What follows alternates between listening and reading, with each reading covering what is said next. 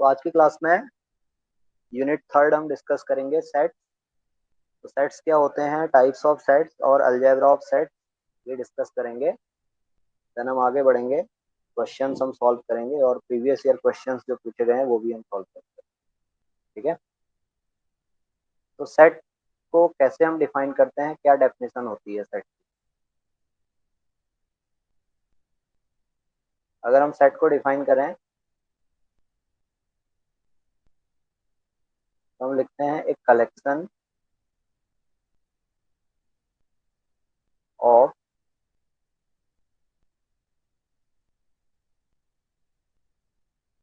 हम लिखेंगे a well defined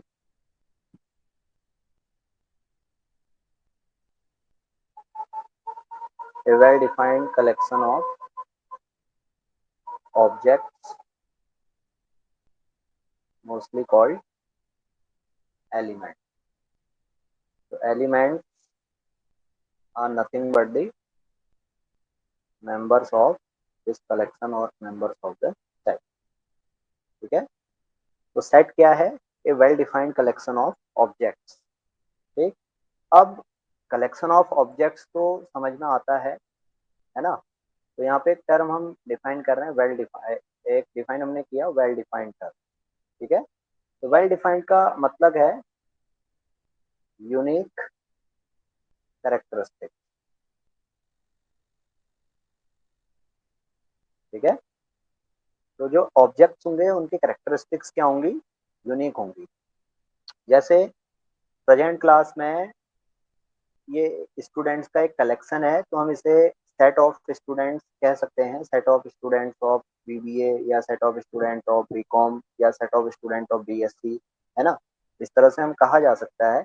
लेकिन ये जो हम कलेक्शन की बात कर रहे हैं, ये कलेक्शन वेल डिफाइंड कब होगा, जब जिस कैरेक्टरिस्टिक के बेसिस पे हमने सेट को बनाया है वो कैरेक्टरिस्टिक क्या हो, यूनिक हो।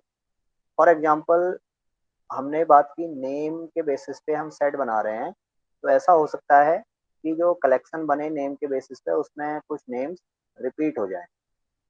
ठीक है, ऐसा हो सकता है, कुछ स्टूडेंट्स के नेम सेम हो सकते हैं। ठीक। तो यहाँ पर जो कलेक्शन बनेगा वो एक वेल डिफाइंड कलेक्शन नहीं होगा, क्योंकि कैरेक्टरिस्टिक जिस कैरेक्टरिस्टिक के बेसिस पे हम कलेक्शन बना रहे हैं वो रिपीट हो रहा है। ठीक है। तो ये कैरेक्टरिस्टिक क्या होनी चाहिए, यूनिक होनी चाहिए। तो हमें यहाँ पे सेट बनाना है, तो हम क्या करेंगे, जैसे रोल नंबर के बेसिस पे हमने कलेक्शन ले लिया स्टूडेंट्स का, तो रोल नंबर के बेसिस पे कलेक्शन लेंगे। तो अब ये रोल नंबर के बेसिस पे कैरेक्टरिस्टिक्स क्या होंगी, हर स्टूडेंट की यूनिक होंगी। हर स्टूडेंट की क्या होगी, एक यूनिक आईडी होगी, हर स्टूडेंट का एक यूनिक रोल नंबर होगा, है ना। तो ये कलेक्शन क्या हो जाएगा, एक सेट हो जाएगा। तो अभी सबको समझ में आ गया होगा वेल डिफाइंड कलेक्शन का मीनिंग क्या है। क्लियर है सबको। Yes sir. ठीक है। तो ये डेफिनेशन तो अब सबको क्लियर हो गई, कॉन्सेप्ट समझ में आ गया। अब एग्जांपल्स की बात करें तो एग्जांपल्स में जैसे हम कह लेते हैं सेट ऑफ नेचुरल नंबर। ठीक है। तो ये क्या होगा, नेचुरल नंबर्स में नंबर्स की कैरेक्टरिस्टिक्स क्या होंगी, यूनिक होंगी। तो एक सेट बन जाएगा, इनका कलेक्शन हो जाएगा, कलेक्शन ऑफ नेचुरल नंबर्स, ये सेट हो जाएगा। ठीक है। तो अब सेट्स का जो रिप्रेजेंटेशन होता है नोटेशंस होता है। नोटेशंस की बात करें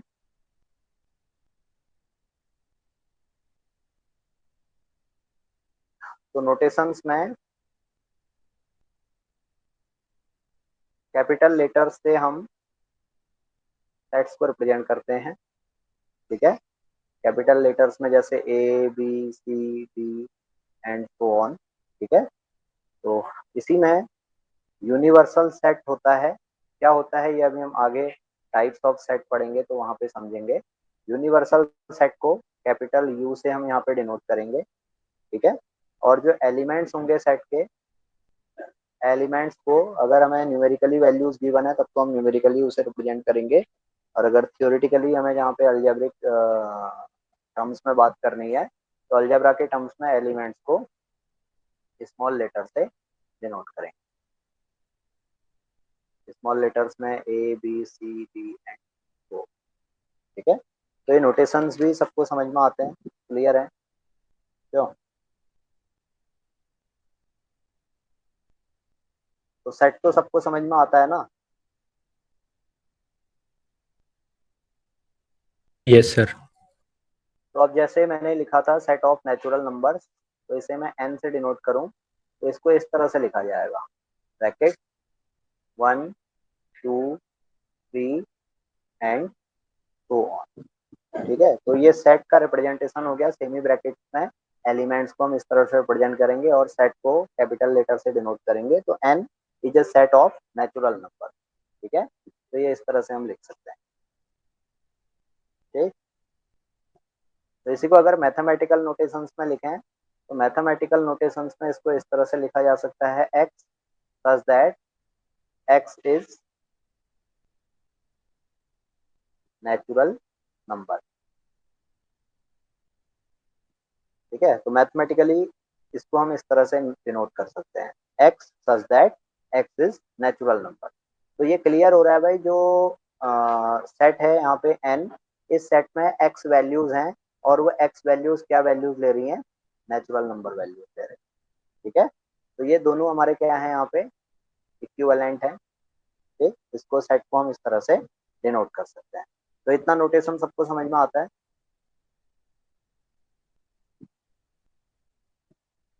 इतना यस नोटेशन सर। सबको समझ में आता है ना। तो अब नेक्स्ट हम बात करते हैं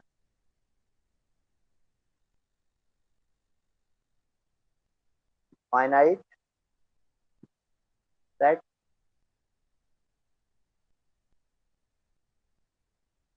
इनफाइनाइट सेट एंड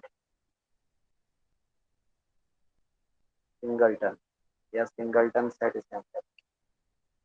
ठीक, तो फाइनाइट सेट क्या होगा, इनफाइनाइट सेट क्या होगा, और सिंगलटन सेट क्या होगा।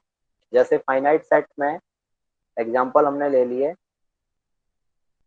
Point in A die. ठीक है, तो पॉइंट्स इन ए डाई में जो सेट यहाँ पे बनेगा, उसे हम अगर ए से रिप्रेजेंट करें, तो इस सेट्स के एलिमेंट्स 1 2 3 4 5 एंड 6 ये हो जाएंगे।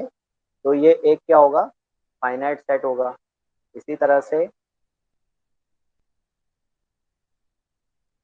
Collection of vowels, collection of vowels को अगर हम सेट बी कह दें, तो ये होगा A E I O U, इनका सेट होगा ना।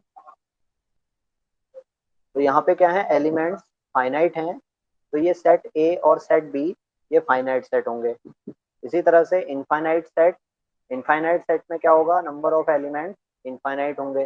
जैसे set of integers, set of integers की बात करें, तो इसे हम आई से डिनोट कर लें, तो सेट आई में इंटीजर्स वैल्यूज क्या होंगी, इस तरह से हम लिख सकते हैं इसे, dot dot dot -1 0 +1 +2 and so on, लिखा जा सकता है ना। तो यहाँ पे क्या होगा, इनफाइनाइट नंबर ऑफ एलिमेंट्स होंगे। इसी तरह से पीछे एक एग्जांपल हमने लिया था, सेट ऑफ नेचुरल नंबर्स, तो set of natural numbers N से इसे डिनोट करेंगे, तो यहाँ पे भी 1 2 3 एंड सो ऑन। ठीक है, तो इस सेट में भी क्या होंगे, इनफाइनाइट नंबर ऑफ एलिमेंट्स होंगे। होगा ऐसा, क्यों। Yes sir. तो इसी तरह से अब सिंगलटन सेट क्या होगा, सिंगलटन सेट में क्या होगा, सेट में एक ही एलिमेंट होगा। जैसे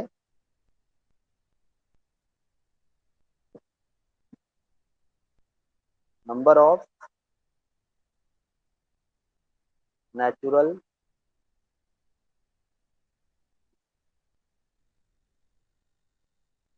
सैटेलाइट्स ऑफ अर्थ, तो ये क्या होगा, एक ही सेट होगा, सॉरी एक ही एलिमेंट होगा सेट में, मून होगा ना। तो ये सेट क्या हो जाएगा, सिंगलटन सेट हो जाएगा। कहने का मतलब है सेट में अगर एक ही एलिमेंट है, तो वो सेट क्या होता है, सिंगलटन सेट होता है। क्लियर, तो ये कॉन्सेप्ट समझ में आ गया सबको, finite set, infinite set and singleton set क्या होता है। क्यों? Yes, sir. Yes, sir. तो अब नेक्स्ट हम बात करते हैं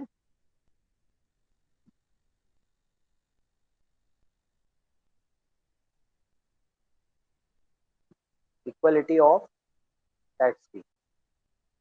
सेट्स कब इक्वल होंगे, ठीक है? तो इसको हम डिफाइन करें तो हम कहेंगे two set, suppose two set A and B, so these two sets A and B are said to be equal if and only if and only if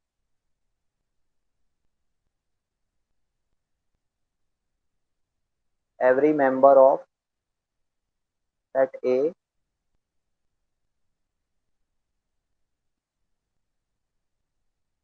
is a member of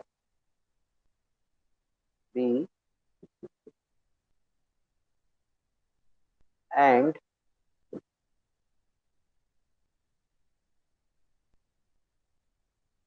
every member of B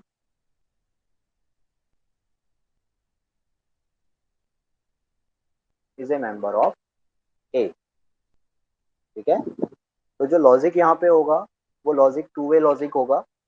logic है भाई, एक set के elements क्या हैं दूसरे set में हैं, तो वही लॉजिक दूसरे सेट के लिए भी अप्लाई होगा। दूसरे सेट के एलिमेंट्स क्या होने चाहिए फिर पहले सेट में होने चाहिए। अगर ऐसा होता है तो दोनों सेट्स क्या होंगे, इक्वल होंगे। बात समझ में आ रही है? Yes, sir. Yes, sir. ठीक है। तो जैसे फिर से एग्जांपल की बात करें तो एग्जांपल्स में कोई सेट है ए, इस सेट में एलिमेंट्स हैं ए बी और सी। और कोई सेट है बी, इसमें एलिमेंट्स हैं ए बी सी और डी, ठीक है। तो इक्वलिटी के लिए क्या लॉजिक है, इक्वलिटी के लॉजिक, इक्वलिटी के लिए लॉजिक है भाई ए के सारे एलिमेंट्स बी में होने चाहिए और बी के सारे एलिमेंट्स ए में होने चाहिए। तो यहाँ पे क्या हो रहा है, लॉजिक वन वे वर्क कर रहा है। ए के एलिमेंट्स सारे एलिमेंट बी में तो हैं लेकिन बी के सारे एलिमेंट्स ए में नहीं है। तो इस केस में हम कहेंगे A is not equal to B. ये समझ में आया सबको? क्यों? Yes, sir. Equality of set के लिए कंडीशन क्या है, एक सेट के सारे एलिमेंट्स दूसरे सेट के एलिमेंट्स होने चाहिए और दूसरे सेट के सारे एलिमेंट्स पहले सेट के एलिमेंट्स होने चाहिए। इस केस में ऐसा नहीं हो रहा है। इस केस में हम देख रहे हैं भाई ए के ए एलिमेंट बी एलिमेंट सी एलिमेंट तो बी में है, ठीक है, लेकिन बी के सारे एलिमेंट वो ए में नहीं है। तो इसका मतलब ए और बी इक्वल नहीं है। तो ए और बी कब इक्वल माने जाएंगे, कब हम कहेंगे ए और बी इक्वल हैं, जब ए के एलिमेंट्स ए बी सी ये बी के एलिमेंट्स होंगे, ठीक है, और बी के सारे एलिमेंट्स क्या है ए में है। अब ये यहाँ पे जो सेट में होगा ये ऑर्डर का कोई यहाँ पे रोल नहीं है, ठीक है, ऑर्डर का कोई कंसिक्वेंस नहीं होगा। ऑर्डर किसी भी तरह का हो सकता है एलिमेंट में, क्योंकि हमने सेट को डिफाइन किया है collection, well defined collection of element, यानी एलिमेंट्स क्या होंगे, यूनिक होंगे, कैरेक्टरिस्टिक यूनिक है, ठीक है। तो हम चाहे बी सी ए लिखें, ए बी सी लिखें या सी ए बी लिखें सेट बी में, हमें सिर्फ एलिमेंट से मतलब है। तो हम देख रहे हैं ए के सारे एलिमेंट्स सेट बी में हैं और सेट बी के सारे एलिमेंट्स ए में हैं। तो इस केस में हम कहेंगे A is equivalent to B और set A and B are equal. समझ में आ गया? Yes, sir. इतना सबको क्लियर है ना, equality of Yes, sets, sir. कब सेट इक्वल होंगे, ठीक है। तो अब थोड़ा सा एक नोटेशन और हमारा रह गया है इसमें। जैसे एलिमेंट्स हैं, हम एलिमेंट्स जैसे हमारा है यहाँ पे ए एक एलिमेंट है, तो ये ए एलिमेंट क्या करता है, ए को बिलोंग करता है। तो हम मैथमेटिकली अगर इसको सिंबल या नोटेशन में देखें तो हम इसको लिखेंगे ए बिलोंग्स टू सेट ए, ठीक है, इस तरह से लिखा जाएगा। इसी तरह से elements b belongs to set A, इसी तरह से हम लिख सकते हैं element c belongs to set A. इसी तरह से लिखा जा सकता है d elements element d does not belong to A, ठीक है। तो ये सिंबल, ये वाला जो सिंबल है इसका मतलब है बिलोंग्स टू, और इसका मतलब है डज नॉट बिलोंग। ठीक है, सिंबल नोटेशन ये याद रहेंगे आपको, क्यों? जैसे इस Yes, केस में sir. ए बी सी तो ए को बिलोंग करते हैं, तो हमने लिख दिया भाई a belongs to, small a belongs to capital A set A, small b belongs to set A, small c belongs to set A, क्योंकि ये ए में है, ए में कंटेन है। But element d does not belong to A, या इसको इस तरह से भी लिख सकते हैं, d belongs to set B. ठीक है, तो ये नोटेशंस हैं, ये आपको आई होप सबको समझ में आ गया होगा। तो अब आगे बढ़ते हैं। तो आगे जो इम्पोर्टेंट पार्ट है दैट इज सबसेट। अब सबसेट क्या होता है? ठीक है, तो इक्वलिटी ऑफ सेट्स में हमारे पास टू वे लॉजिक था, तो यहाँ पे वन वे लॉजिक चलेगा। तो वन वे लॉजिक क्या होगा? हम कहेंगे भाई अगर क्या है, ए के सारे एलिमेंट्स बी में है तो ए बी का सबसेट है, या बी के सारे एलिमेंट ए में है तो बी ए का सबसेट है। ठीक है, समझ में आया क्या कहा मैंने? अगर इसको मैं लिखूं यहाँ पे, तो इसका लॉजिक है if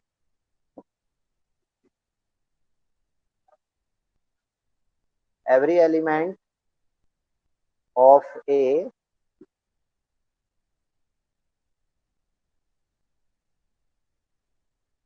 is an element of B, then A is called then A is called a subset of B। ठीक है, तो सिंबॉलिकली अगर हम इसे लिखें, symbolically A is subset of B। ठीक है, इस तरह से लिखा जाएगा इसे, A is subset और इक्वल टू B, इस तरह से लिखा जाएगा, A is subset और इक्वल टू B। ठीक है, तो इसे अगर हम रीड करें, it is it will be read as A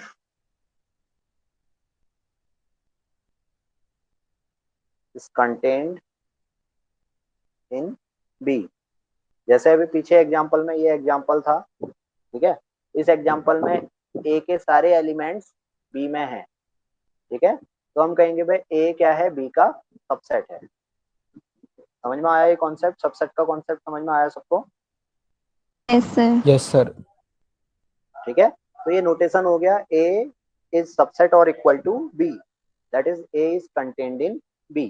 ठीक है, इसी को इस तरह से भी लिखा जा सकता है, B contains A, that is B contains A, या इसे हम कहते हैं सुपर सेट। ठीक है, B is super set of A, तो इसे हम लिखेंगे B is a super set of A, या B कंटेन्स A। ठीक है, इस तरह से नोटेशन हम यहाँ पे यूज करते हैं। क्लियर? तो अब यहाँ पे जो इम्पोर्टेंट रिमार्क है, ये रिमार्क होगा, इफ ए इज सबसेट और इक्वल टू बी, इस तरह का नोटेशन हम यूज कर रहे हैं, and A is not equal to B, then we write A is proper subset of B. ठीक है, तो इसे हम पढ़ेंगे, A is proper subset of B. तो सबसेट और प्रॉपर सबसेट समझ में आ रहा है?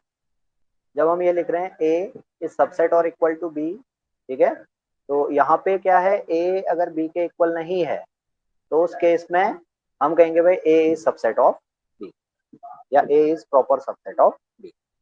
इतना क्लियर है सबको? क्यों? Yes, sir. इतना, हाँ इतना क्लियर है ना? तो देखो सबसेट, जैसे आपकी क्लास है, आपकी क्लास में टोटल 120 स्टूडेंट्स हैं। ठीक है, जो क्लास है उसमें टोटल 120 स्टूडेंट्स हैं, तो 120 स्टूडेंट्स का एक सेट मेरे पास है। तो सेट में से अभी कुछ ही स्टूडेंट ने क्लास कनेक्ट की हुई है, क्लास ज्वाइन किया हुआ है, तो आप क्या हो जाओगे, एक सबसेट हो जाओगे। ठीक है, You are the part of that set of 120 elements. Clear? Subset of सबको समझ में आ गया ना?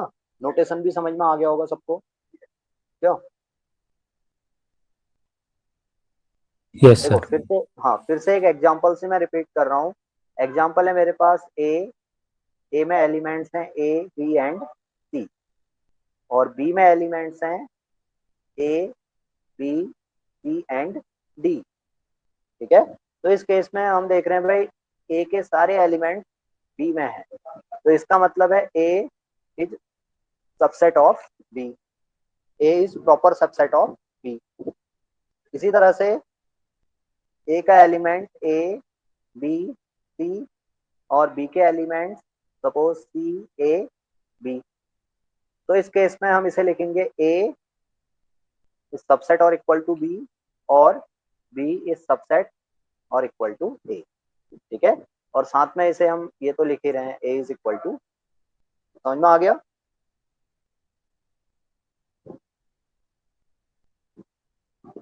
सबसेट का कॉन्सेप्ट सबको क्लियर हो गया ना अभी? Yes sir. तो अब जो नेक्स्ट यहाँ पे टर्म आता है दैट इज एम्प्टी और नल सेट। एम्प्टी और नल सेट, तो ये क्या होता है, कोई बता सकता है? जीरो एलिमेंट्स होते हैं जिसमें। जीरो एलिमेंट्स होते हैं यानी कोई भी एलिमेंट नहीं होगा। ठीक है, इसको अगर हम डिफाइन करें तो हम लिखेंगे set which has no element, ऐसा सेट जिसमें कोई एलिमेंट नहीं है। ठीक है, तो ये एम्प्टी सेट होगा, तो इसे हम 5 से डिनोट करेंगे। It is denoted by Greek letter I. ठीक है, इसे पढ़ा जाता है पी एच आई आई। ठीक, और इसका नोटेशन होगा सेट फॉर्म में एम्प्टी ब्रैकेट। ठीक, तो इसका मतलब है ये हमारा क्या है, एक एम्प्टी सेट है। ठीक है, तो जैसे हमारी क्लास है बीबीए की क्लास है, बीबीए में 120 स्टूडेंट्स हैं। ठीक है, तो आज हम क्लास पे गए, क्लासरूम पूरी खाली पड़ी है। ठीक है, लेकिन वो एक सेट तो था। ठीक है, अब उसमें कोई एलिमेंट नहीं है तो वो क्या हो गया, एक एम्प्टी सेट हो गया। तो ये भी आपको ध्यान में रखना है, एम्प्टी सेट क्या होता है, हर सेट का सबसेट होता है, पार्ट होता है। ठीक है, empty set is a subset of every set. Clear? तो इतना सबको समझ में आ गया, टाइप्स ऑफ सेट्स सबको क्लियर है ना? Yes sir. तो अब इसमें एक नेक्स्ट आता है पावर सेट। पावर सेट क्या होता है?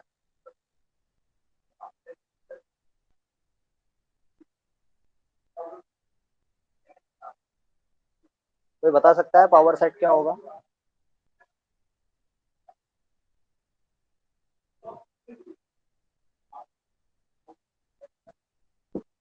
पावर सेट क्या होता है, कोई बता सकता है? जब कोई वेरिएबल एक से ज़्यादा प्रेजेंट हो। नहीं, ऐसा तो नहीं होता है। देखो मैं डेफिनेशन लिखता हूँ पावर सेट की। ठीक है, सेट की बात हम कर रहे हैं तो वेरिएबल तो यहाँ पे नहीं यूज होगा। ठीक, तो हम कहेंगे the set of all possible subsets of A given set. ठीक है, कोई भी गिवन सेट है उसके जितने भी पॉसिबल सबसेट्स बन सकते हैं, उन सारे पॉसिबल सबसेट्स का कलेक्शन, यानी उन सारे पॉसिबल सबसेट्स का सेट, वो क्या होगा, पावर सेट होगा। ठीक है, अब जैसे एक सिंपल एग्जांपल कंसिडर करते हैं। सिंपल एग्जांपल में सपोज एक सेट हमें गिवन है जिसमें दो एलिमेंट्स हैं 1 एंड 2। ठीक, तो अब जो पावर सेट होता है इसका डिनोशन यहाँ पे लिख लें। It is denoted bye P of A। ठीक है, अगर कोई गिवन सेट A है तो उसका power set P bracket A से डिनोट किया जाएगा। ठीक, तो अब कोई गिवन सेट है A जिसमें दो एलिमेंट्स है 1,2, तो इसके सबसेट्स क्या हो सकते हैं? सबसेट्स ऑफ A क्या क्या होंगे? पहला सबसेट तो एम्प्टी होगा ना, अभी बताया था मैंने। एम्प्टी सेट क्या होता है? हर सेट का सबसेट होता है। तो पहला सबसेट तो पाई हो गया, दूसरा सबसेट हो गया सिंगलटन ब्रैकेट 1, तीसरा सबसेट हो गया सिंगलटन 2, और चौथा सबसेट हो गया खुद A। ठीक है, और ये भी आपको ध्यान में रखना है, हर सेट क्या होगा? अपने अपने आप का एक सबसेट होगा। ठीक है, तो इस A के जो गिवन सेट है A 1,2, इसके टोटल कितने सबसेट्स पॉसिबल हैं? 4 सबसेट पॉसिबल है। इसके अलावा भी कोई सबसेट पॉसिबल है क्यों?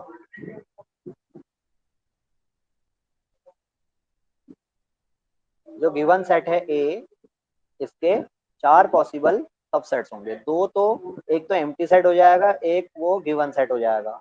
जैसे कोई सेट है A तो उसके सबसेट्स फाई और A तो वो हैं ही, साथ में उसके एलिमेंट्स को लेके आप सबसेट्स बनाओ। तो पहला 1, दूसरा 2, इसके अलावा कोई सबसेट नहीं हो सकता है। तो इसका मतलब है जो पावर सेट यहाँ पे बनेगा A का, ये पावर सेट में कितने एलिमेंट्स होंगे? 4 एलिमेंट। क्या क्या होंगे? 5, 1, 2 एंड A। तो ये हो जाएगा power set of given set A, that is the set of all possible subsets of A given set. Clear हुआ पावर सेट क्या है? Yes sir. तो इसी तरह से एक और एग्जांपल से समझते हैं। अगर सेट A में 3 एलिमेंट है 1, 2 एंड 3, ठीक है, तो सबसेट्स क्या होंगे? Subsets of A। तो अब तो ये तो पता है भाई, एक तो 5 हो जाएगा और लास्ट A हो जाएगा।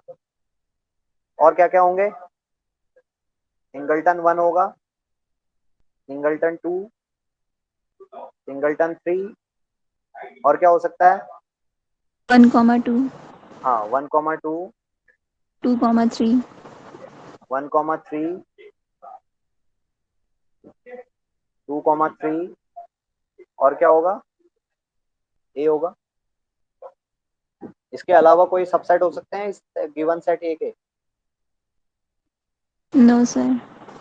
नहीं हो सकते हैं। ठीक है, तो जो पावर सेट बनेगा वो पावर सेट यही बनेगा, क्यों? यही होगा ना। Yes sir. तो जो नंबर ऑफ एलिमेंट्स हैं, नंबर ऑफ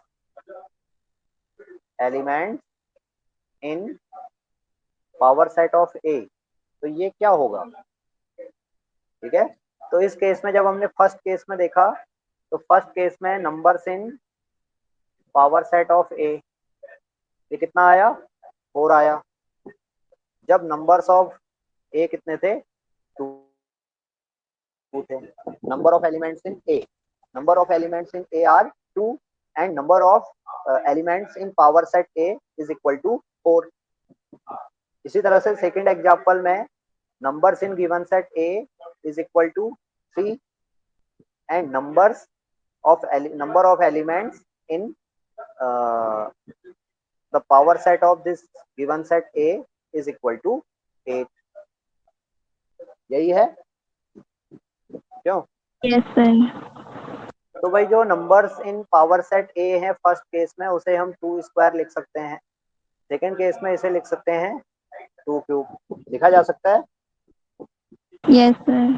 तो ये फॉर्मूला यहाँ से बन जाएगा, number of elements in power set of given set A will be equal to 2 to the power n, where n is the number of elements in given set A। तब हम number of power sets power sets के elements बता सकते हैं ना, number of elements in A power set, अगर हमें given set के एलिमेंट्स पता हो। तो अब जैसे मैंने कहा भाई, इस सेट में 4 एलिमेंट्स हैं, इस सेट में कितने एलिमेंट्स हैं? 4 एलिमेंट हैं, तो बताओ पावर सेट में कितना एलिमेंट होगा? तो बता सकते हो कितना हो 16. जाएगा?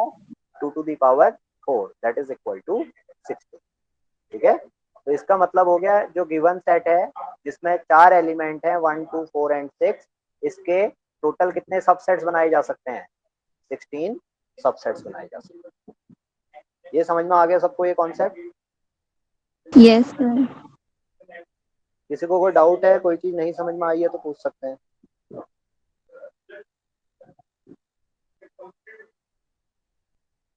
सब समझ में आ गया? तो अब आगे बढ़ते हैं। नेक्स्ट है ऑपरेशंस विथ सेट्स।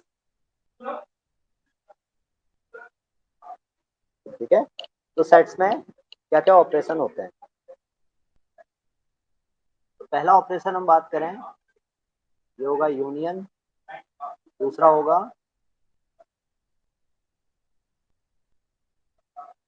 इंटरसेक्शन, तीसरा होगा कॉम्प्लीमेंट। तो बेसिक जो है 3 ऑपरेशन हम यहाँ पे करते हैं। ठीक है, तो यूनियन को, जो यूनियन का मीनिंग होता है, यूनियन का मीनिंग है और, इंटरसेक्शन का मीनिंग है एंड, कॉम्प्लीमेंट का मीनिंग है नॉट। ठीक है, तो अगर सेट्स की बात करें तो सपोज हमारे पास 2 सेट्स हैं, तो यूनियन का मतलब हुआ एलिमेंट्स इन ए और बी।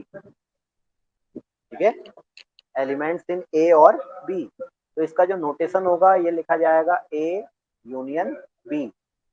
इस तरह से कैपिटल यू से इसे डिनोट करेंगे, ए यूनियन बी। तो ए यूनियन बी का मीनिंग क्या है? ए यूनियन बी का मीनिंग है एलिमेंट्स इन ए और बी। इसी तरह से इंटरसेक्शन, तो इंटरसेक्शन में होगा, क्या हो जाएगा?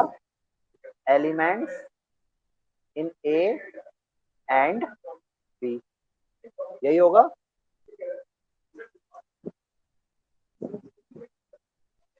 ये लिखा जाएगा ना, Yes, sir. Elements in A and B. इसका जो नोटेशन होगा ये होगा ए इंटरसेक्शन बी। ठीक है, इंटरसेक्शन के लिए हम ये रिवर्स यू यहाँ पे बना लेंगे।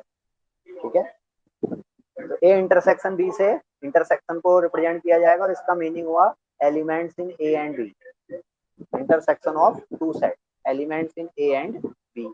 इसी तरह से कॉम्प्लीमेंट होगा, किसी भी सेट का कॉम्प्लीमेंट हमें निकालना है, तो इसका मतलब है एलिमेंट नॉट इन ए। ठीक है, एलिमेंट्स नॉट इन ए या एलिमेंट्स नॉट इन बी, तो वो उसका क्या हो जाएगा? कॉम्प्लीमेंट हो जाएगा।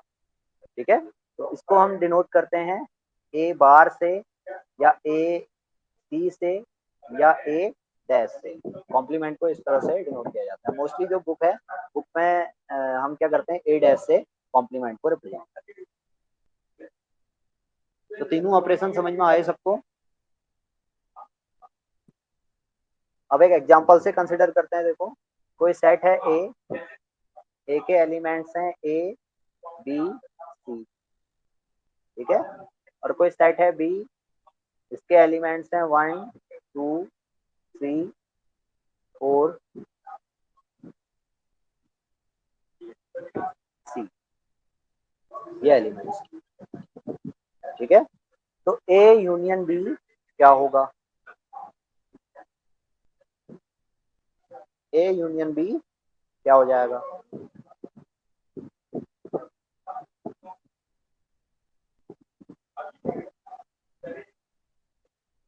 बता सकता है कोई? इसमें ए और बी के दोनों के एलिमेंट आ जाएंगे एक्सेप्ट सी, मतलब सी एक बार आएगा सिर्फ। हाँ, वो रिपीट नहीं होगा। ठीक है, एलिमेंट्स रिपीट नहीं होंगे, एक ही बार लिखा जाएगा। तो यहाँ पे ए के एलिमेंट्स ए बी और सी, इसके साथ बी के एलिमेंट्स 1 2 3 एंड 4। अब सी यहाँ पे रिपीट नहीं होगा, सी ऑलरेडी हमने ले लिया है। ठीक है, तो ये ए यूनियन बी हो जाएगा। इतना समझ में आ गया सबको? Yes sir. इसी तरह से ए इंटरसेक्शन बी, तो ए इंटरसेक्शन बी का मतलब है elements in A and B. A and B का मीनिंग है जो ए और बी में कॉमन एलिमेंट्स हैं, ठीक है। तो ए और बी में कॉमन क्या है? सी। ए सेट और बी सेट में जो कॉमन एलिमेंट है वो है सी। तो इस केस में ए इंटरसेक्शन बी क्या हो जाएगा? सी हो जाएगा। समझ में आया? Yes sir. तो यूनियन और इंटरसेक्शन सबके समझ में आ गया? Yes yes sir. Sir.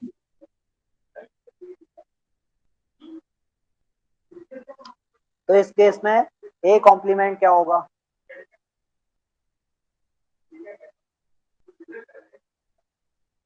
A complement का मतलब है एलिमेंट नॉट इन ए, ठीक है। अगर हम ये अज्यूम करें कि हमारे पास सिर्फ दो ही सेट हैं ए और बी, ठीक है, ये हमारा अजम्पशन है कि हमारे पास क्या है, सिर्फ दो ही सेट हैं, एक सेट ए है दूसरा सेट बी है। तो इस केस में ए कॉम्प्लीमेंट क्या होगा? ए 1 2 3 कॉम्प्लीमेंट बाय 4। डेफिनेशन क्या है? एलिमेंट नॉट इन ए, यानी ऐसे एलिमेंट्स जो ए में नहीं है।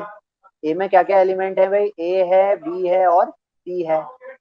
तो ये तो ए कॉम्प्लीमेंट में नहीं आ सकते हैं। और बी में 1 2 3 और 4 हैं, ठीक है। सी क्या है? ए का पार्ट है, ये कॉमन है ए में। बात समझ में आ रही है? तो ए कॉम्प्लीमेंट का मतलब है elements not in A, that is elements not in A are 1 2 3 and 4। तो in this case A complement is 1 2 3 4। इसी तरह से अगर हम बी कॉम्प्लीमेंट निकालें तो बी कॉम्प्लीमेंट क्या आएगा, जल्दी बताओ? ए और बी। ए कॉमा बी। समझ में आ गया सबको? Yes sir. चलिए, अब नेक्स्ट है डिफरेंस बिटवीन सेट्स। इसे ध्यान से समझना, दो सेट्स के बीच का डिफरेंस क्या होता है, कैसे कैलकुलेट करते हैं, ठीक है। तो कोई सेट ए है, कोई सेट बी है, तो ए माइनस बी का क्या मीनिंग होगा और बी माइनस ए का क्या मीनिंग होगा, और क्या ये दोनों इक्वल होंगे? ए माइनस बी और बी माइनस ए दोनों इक्वल होंगे या नहीं होंगे, ये इसमें समझते हैं, ठीक है। तो ए माइनस बी का मतलब है element in A but not in B. Clear हुआ?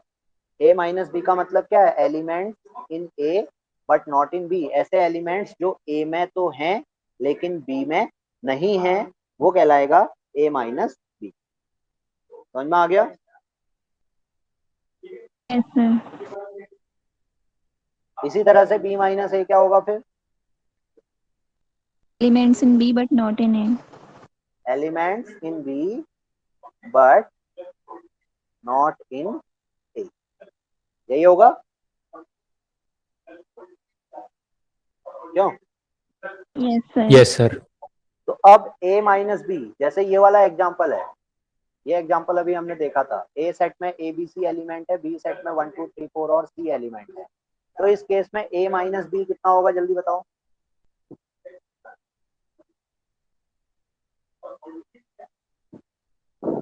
1 2 3 4। हम्म? A B. क्या होगा? A comma B, elements in A but not in B, यानी ऐसे एलिमेंट्स जो ए में हैं। ए में क्या क्या एलिमेंट हैं? ए है, बी है, सी है, ठीक। अब लेकिन आगे हम कह रहे हैं भाई वो एलिमेंट क्या होने चाहिए? बी में नहीं होने चाहिए।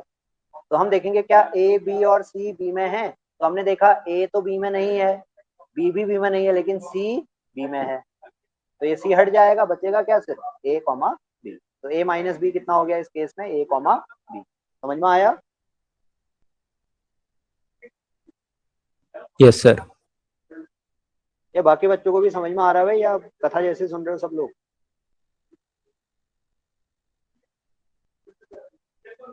ऋषभ, ये समझ में आया आपको?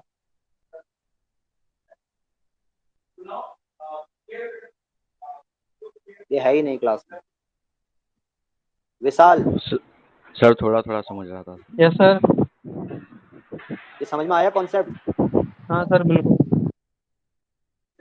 ठीक है, ये डेफिनेशन आपको याद रखनी है। डेफिनेशन अगर आपको याद है, लॉजिक अगर आपको याद है, तो आप इजीली कैलकुलेशन कर सकते हो। जैसे a माइनस बी का लॉजिक है, elements in a but not in b।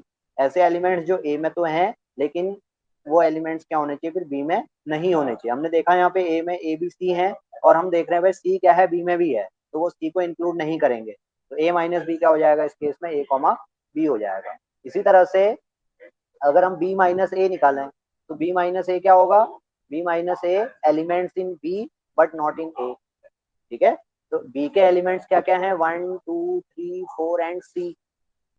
लेकिन फिर हमने देखना है भाई ऐसे इनमें से कौन सा एलिमेंट a में नहीं है। तो हमने देखा भाई c क्या है, a में है, 4 a में नहीं है, 3 a में नहीं है, 2 a में नहीं है, 1 a में नहीं है। तो इसका मतलब b माइनस a क्या हो जाएगा यहाँ पे, 1 2 3 एंड 4 हो जाएगा। समझ में आया सबको? Yes sir. तो अब क्या ये a माइनस बी और b माइनस ए कॉम्प्लीमेंट से रिलेट हो सकता है? ठीक है, तो हम देख रहे हैं a minus B in this case is equal to b complement, and b minus A in this case is equal to a complement. यही है ना, a कॉम्प्लीमेंट b कॉम्प्लीमेंट अभी हमने निकाला था। Yes sir. समझ में आ गया? ये कब होगा, जब सिर्फ हमारे पास दो ही सेट्स होंगे, a और b। ठीक है, दो ही सेट हैं a और b, कोई अलग से कोई सेट नहीं है। तो सेट a और b में इस तरह का रिलेशन यहाँ पे होगा, a minus B will be equal to b complement and b minus a will be a complement. अब a complement element not in a, b complement element not in b, और a minus B और b minus a इस तरह से हम calculate करेंगे। समझ में आ गया? तो ये हो गया ऑपरेशंस इन सेट। सबको क्लियर है कॉन्सेप्ट? Yes sir. तो अब यहाँ पे एक टर्म हम इंट्रोड्यूस करेंगे, दैट इज यूनिवर्सल सेट। अब ये यूनिवर्सल सेट क्या होता है, बता सकता है कोई?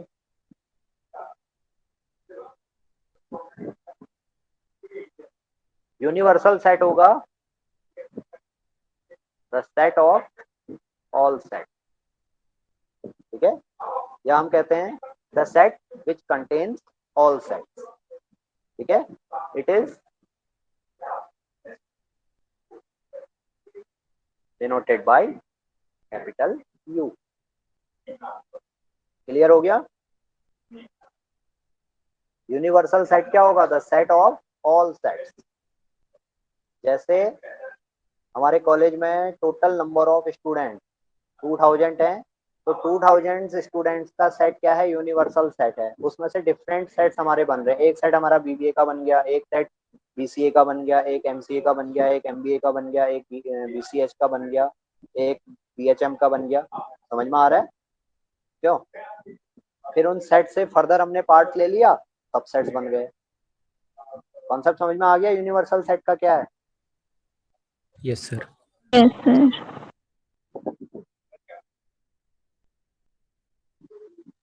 चलिए, तो एक एग्जांपल मैं यहाँ पे दे रहा हूँ आपको, ये क्वेश्चन आप जरा सॉल्व करो।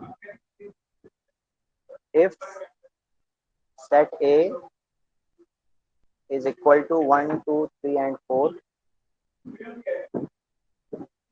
and set B is equal to 3 4 and 5, then find A minus B and B minus A। बताओ कितना आएगा A minus B? फिर से लिख रहा हूँ, A minus B का मतलब है elements in A 1 but 2। not in B। तो elements in A, elements A में तो बहुत सारे हैं ना, 1 2 3 4, लेकिन इन एलिमेंट्स में से ऐसे एलिमेंट्स जो B में नहीं है। B में क्या क्या नहीं है, B में 1 और 2 नहीं है, 3 4 तो B में ऑलरेडी है ना। तो A माइनस बी क्या हो गया इस केस में, ब्रैकेट 1 2। ठीक है, इसी तरह से B माइनस ए क्या होगा फिर, 5। L. b minus a is equal to 5. Elements in b but not in a. Elements b में 3 4 5 हैं और इन 3 4 5 में 3,4 तो a में है, तो ये तो नहीं आएंगे b माइनस a में. b माइनस a में क्या आएगा, जो बच गया है, बच कौन गया है, 5.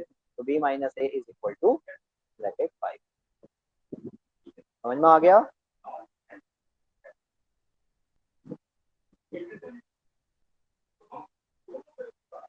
ये कॉन्सेप्ट क्लियर हो गया ना सबको?